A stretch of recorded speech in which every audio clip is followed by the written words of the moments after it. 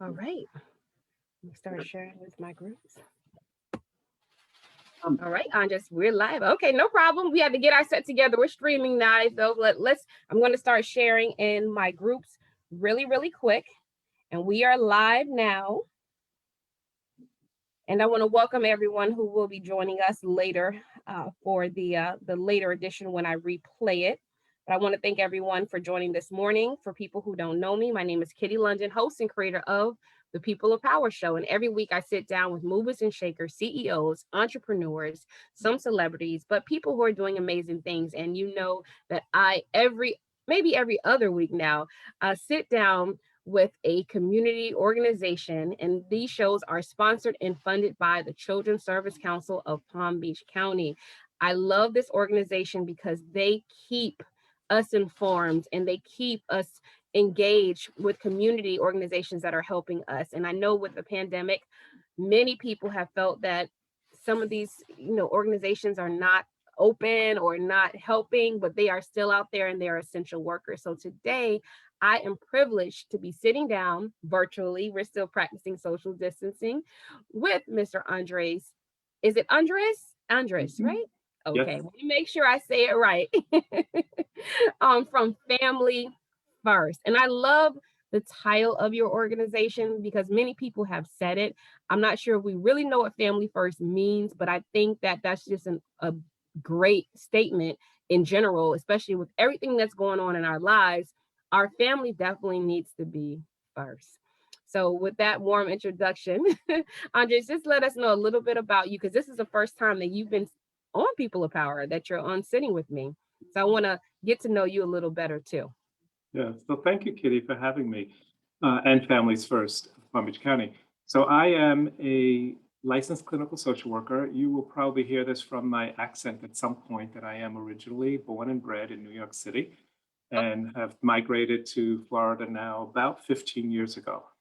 I have been practicing as a social worker for about 30 years and in New York City. And here in Florida, I am the clinical director of a behavioral health program, a children's behavioral health program within the agency, this organization that I work for, which is Families First. Well, let me just first of all give you kudos. My mom is a retired social worker, and it takes a special person. You do not do it for the money. You do it for the reward.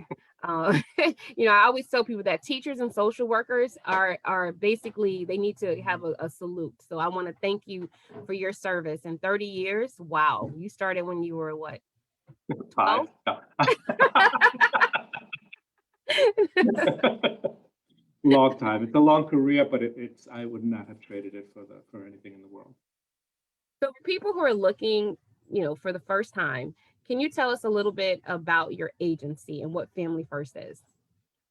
So Families First is an organization that has been around for 31 years. So it's been around. I have not been here from day one. Obviously, I was in New York, but it's interesting that I wound up here and I wound up for an organization that is in existence for as long as I have been practicing. So Families First is an organization. It's a child welfare social service organization located in West Palm Beach. We have been operational for about 31 years. And I like to describe it as an organization that works on a continuum. So we work with adults, so mainly adult women who are expecting or who may be expecting, and I can go into a little bit more detail when I describe a little bit more about the programs. Um, so pregnant women, so working with them on helping them with having healthier births and working with those newborns in programs for prevention of child abuse and neglect, and then working with families that may have unfortunately experienced some trouble or some issues or challenges or some traumatic events in their lives or in the lives of those very young babies. And then with the behavioral health program that I oversee, which works with children as young as 6, 5, and all the way up to 22, because we know, and especially through the initiative of Birth to 22 in Palm Beach County, young people at 18 do not leave home. They're not leaving home at 17, 18 years of age, and we know that. So, and some of them are very much still in high school at 18, 19 years of age. So there's a lot of organizations that stop working with children when they turn 18. We do not. We continue working with them until they're 22, as well as with their parents or their caretakers. And then we have a program that works with caretakers. So, in the event that a youth was either removed from their parents' care or their parents have died, we work with kin caretakers. So grandparents, aunts, uncles, and now even siblings. We're getting more and more older siblings who are taking care of their younger siblings. And they can come into a kinship program that we have. So I like to describe it as a continuum. So from the pregnant, the in utero, all the way up to, grandparents that are in their 60s, 70s, 80s. So that's who we work with.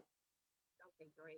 Now, I was going to say, because I know you kind of talked about the programs, but are there specific programs, that we want to talk about today that's in your organization to let people know that, those services are available to them?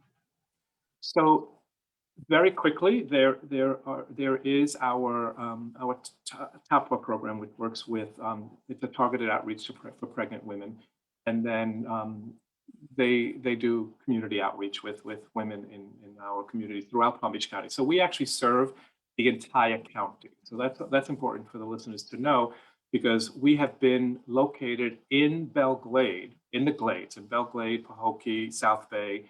Uh, for almost as long as we have been around. So about 25, 26 years, we have actually had an office in Belgrade, which is unlike some agencies who actually go out there and then they leave, they come back to the coast.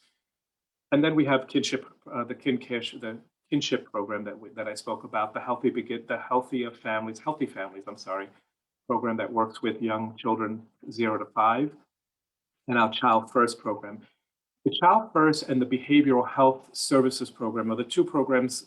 I don't know if I should be talking about them more than the other program because they're all so important. But what we're seeing, especially when it comes to the pandemic and with what we've all been experiencing over the last year and a half now, is more and more traumatic events, more and more issues related to behavior, to children trying to socialize better.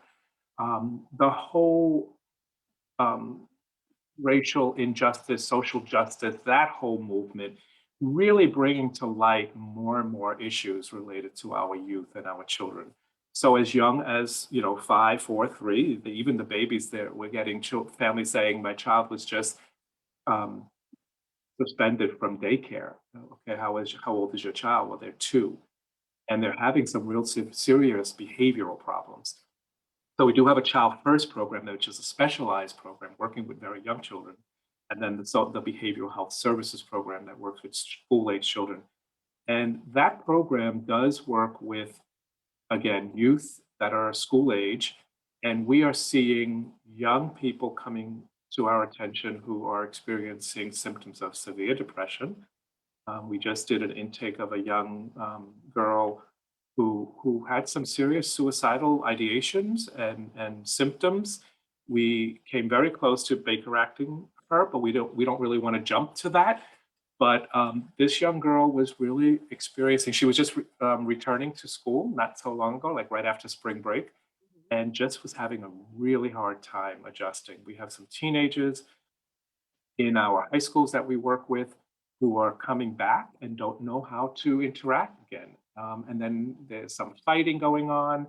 There's some vying for space and things, and then the more serious issues of substance use and misuse, because this has been invisible for the last year and a half because everyone has been home. And now that youth are coming back to school, we're not only discovering the very real issue of substance use and misuse and serious mental health issues with the youth, but also with their parents. The parents I'm are so now glad you also mentioned coming in. I am so glad you mentioned that, Andres, because I don't think enough people are talking about it. The impact that the pandemic has had. We talk about the health impact, but we're not talking about the mental health impact. And Mhm. when I'm sitting listening to you and I'm visualizing some of the teens, and I'm like, you know what, I could really honestly see. It's one of those things where when someone's forced to be home, they're bored, right? They don't know really what to do with themselves, and other things start happening, and they start doing things. And then you have the other half that, like you said, now the socialization skills are lacking because they haven't been around teenagers or kids their age. So it's an impact on both ends, and we need services. And I was going to ask you too, like just advice, knowing that you've been in this field for so long, for parents that either don't know what to do, feel lost, or saying, what, maybe this is normal. They'll grow out of it. It's normal for them to act like that. We're all going through something. Do you have advice for parents that may say that? And Yeah, what we normally say, normally we have the new normal, right? But what we typically say with our parents, with anyone that we work with, and we go out and we talk to families like this on your show, is it's not typical or it's not normal if it lasts for a long period of time. So it is normal to have a little bit of sadness, and when you let's just say when you experience a loss, a loss of a loved one. So you may have some hills and valleys of sadness, but that doesn't necessarily mean that you have clinical depression. But if it lasts for a long period of time, and that's subjective, so every family is different. So what could be a week or two for some, that might be an eternity for others, and a week or two may be normal for other families. But when it starts to interfere with the daily functioning is when we say that's when you probably should look to getting some help. If your child their grades are suffering, they're having trouble socializing, they have unexplained fear and anxiety about going out or being in public or engaging in what was a favorite activity, and that is not just a one-time occurrence. That's when you really do need to reach out to possibly a professional, or starting with your social network, because I know that a lot of families have other networks within their religious community or social community. So, and family members who could also give them some advice. I love it. And I'll just use this as an example. So I want to make sure that we're having clarity for people who are looking. For example, when and I'll give you my son for example, when he started high school, he had anxiety. Starting in a new school, you're the Hmm. underdog, so to speak, because you're the ninth grader. You hear all these things back then where Sure. people ninth graders got bullied. So now you're like, oh, I don't want to go to this school. So there's an anxiety of adjustment, and that's Hmm. normal for most people. Absolutely. So first week, oh, I don't know about this. Second week, okay, I'm getting the hang of it. Third week, I'm good. Hmm. But if it was the other side of it, where first week, I don't know about it. Second week, I definitely don't know about it. Third week, I don't want to go back. Right. When that's the red light. That's when someone should say, "Hey, something's not right. We may need to look into this to get help." Because I'm a firm believer of nipping things, what they call nipping in the bud, like not Right. letting it go too far, but not like overreacting in the beginning, because things sometimes, like you said, they normalize themselves. Hmm. But if you're a parent and you're seeing your child have an anxiety issue, and it's not going away, get help or Absolutely. talk to That's a someone. great example. Yes, Okay. absolutely. Because I went through it, and I love to be transparent to people, because we all go through it, and Hmm. honestly, as a parent, you have your own anxiety about them Right. adjusting in a new environment. So you try to like not you try to show a face like, okay, we're strong, we're gonna get through this, it's okay. And you're like, oh my God, I'm sick inside. But we have to be advocates, and I'm just saying advocates for our children, and know the signs. Ask them how their day was. I always used to say, how was your day? Go into detail. What did you do today? Let me see if you were engaged. And then you can kind of, I would call it unpeel the onion, because there are Absolutely. layers in children, right? When you have those Absolutely. Yeah. conversations. And what we know and what has been researched for years and years, and what we learn, especially through some of the programs that are sponsored through Children's Services Council, and the training that they provide all our providers, our therapists, our FSWs, et cetera, family support workers, is that for every achievement that a baby or a youth or a teen or even an adult makes, so they leave middle school. So that's a great example, because they leave middle school and they graduate and they move on to high school. What an achievement that is, right?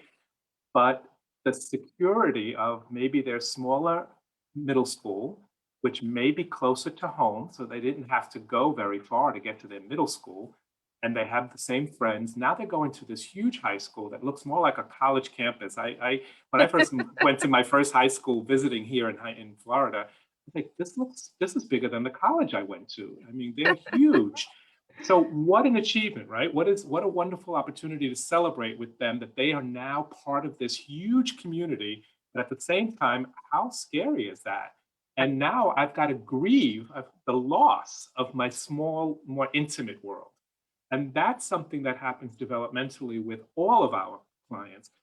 And sometimes parents don't, we always want to celebrate, which is a good thing, the accomplishment. So think about, the baby who's just starting to walk and all of a sudden they want to crawl again or they want you to pick them up. No, you can walk. Well, yeah, I can walk, but I really miss you holding me. And so you've got to balance that until at some point they become really proficient at walking and then starting to run. That they no longer want to be carried, they no longer want you to hold their hand, and then the parent has to grieve that. Well, no, I want to hold your hand. I miss holding you close. Let me pick you up and hug you. And like, mom, no, 18, you can't do that anymore. I'm 18. I don't have to be, yeah, you don't have to read me my bedtime story anymore. I Right. think I got this. But you're right. It almost is like that little fish in a big pond, syndrome where you do see that. And I just wanted to use that as an example because again, as we are reemerging back into society slowly, Mhm, again, a lot of the kids that were virtual, they will be going back to school and it will be mhm. a readjustment of the new normal. And now I have to sit next to someone. Now I have to, you know, fit in again. And Sure. it can definitely be an adjustment, but I'm so happy that you all are there to help the kids. Now, people who are looking at the show, they may want to know, well, what are the qualifications or requirements? Are there any to get assistance with Family First? So Families First works with anyone who is a resident of Palm Beach County. Okay. So they must reside within the limits of Palm Beach County. They cannot be outside of the county. And Palm Beach County is huge, so if you live within the limits of our county, then we can serve you. And some programs have, like the kinship program, they have a financial requirement. So they serve families that can't afford to get services in other places. And so a lot of our families who are lower SES, socioeconomic status, will qualify. And that's just a requirement. We will not turn anyone away. So we will find a way to work with you.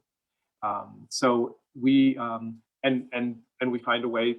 They can be part of the program. We just may not be able to use that funding that the county gives us to work with other families, and uh, and then all of our behavioral health programs are funded through very generous donations. So they're not donations; they're funding, they're grants. So, for instance, our early childhood program that comes under behavioral health. So we have a program that is sponsored by Children's Services Council that works with infants and toddlers 0 to 5 and their parents and their caretakers. And that's completely funded through Children's Services Council. So they have to come through an entry agency to get to us, but we can see them and the parents don't have to pay for that. Behavioral health services, we do accept. The only insurance we do accept is Medicaid, but if a family does not have insurance or they have insurance, commercial insurance, we can see them through funding that the county gives us again that can be used to work with young people, with youth and their families and their caretakers. So I would like to say that we don't turn anyone away. We will find the funding, we will find a way to serve you as long as you have a youth, because our mission is very strong to serving children and families. So the only criteria, is it a criteria? The only person that we cannot serve is an adult who did not have children. So adults who don't have a fat. So yeah. So for an example, I'm sure you and your listeners understand, but an example of that is we got a referral of a 23-year-old male who came to, was referred to us by someone who used to work here, who really believes in what we do, and who says, I know you guys can really help this young man. And I thought maybe he had a baby, or his partner was expecting a baby, something that I could bring him in. But he had no children. He was never married. He doesn't expect to have any children anytime soon. And I said, we can't serve him. That goes beyond, and he's over 22, right? Because he's 23. So we have to, that's the only criteria that, that you are a resident of Palm Beach County, that you are a minor child or a parent of a minor child. I love it. So for people who want to reach out to you, how do they reach out to your organization? So the main number at Families First is 561-721-2887. And we are on 211. We are through Up Children's to Services 1-1. Council. You can find us, right? And our website, which is families, plural FAMILIES, families first, pbc.org, because if there is a family singular first, and that's not us. So we are families first, pbc.org. And on that website, it does list all of our programs. It does list the criteria for admission to one of these programs. And some of the programs, including behavioral health, has like the referral form. So even if you have a listener that's saying, okay, well, I don't need services, but I know my neighbor, or I know this, through my church, I can definitely make a referral of someone that I know could use some services. Go in and get the referral form, fill it out, and you can email it or fax it back to us, and we will take it from there. Again, I want to thank you for joining me this morning. And for people who were able to watch us, great. For people who will watch us later, even greater. And if you are a parent or you know someone who is going to be a parent and you are in the Palm Beach County area, please download the Every Parent app exclusively for Palm Beach County families, and it's on your smartphones. It's an app, and it has information from 0 to 18. Also, again, 211 is a great source. One thing I like about what you said too, Andres, and I notice this is a culture with most of the organizations, is if we can't help you, we'll find someone who can. And I really love that because it keeps passing the baton, in a good way, because it's like, you know what, we might not can give you the services, but I think this organization might can help you. And usually someone in the circle will be able to help someone in need. So again, I want to thank you for joining, and hopefully this will not be the last time we'll be on. No, And absolutely again, not. If I could just add one more thing, because I don't oh, of think I course. said something, Okay. which is really important, is that we do provide services. We are a multicultural agency, and we do provide services in English, Spanish, and French Creole. So we do provide those services too, and we have a wide range of expertise within those languages as well. And I assume, Andres, you speak all of those languages, right? I only speak English and Spanish. I'm sorry, I don't. In I'm New learning York. Creole because I do And you have, and New York. that's a whole nother language. I heard the org. I said, oh yes, Oh, it's it's coming out now. I do speak Brooklyn, yes. You speak Brooklyn. All right. Hey, I love the Brooklyn lingo. Well, thanks once again. And I know you're at work. So thank you. Thank you, Children's Services Council of Palm Beach County, for always sponsoring and funding great organizations for the communities in Palm Beach County. It's I'm telling you, it's a gem. So please make sure you download the Every Parent app. You have a great day, Andres. Thank you again. Thank you so much, Me. Kitty. Okay, Have a great bye-bye. day. Bye-bye.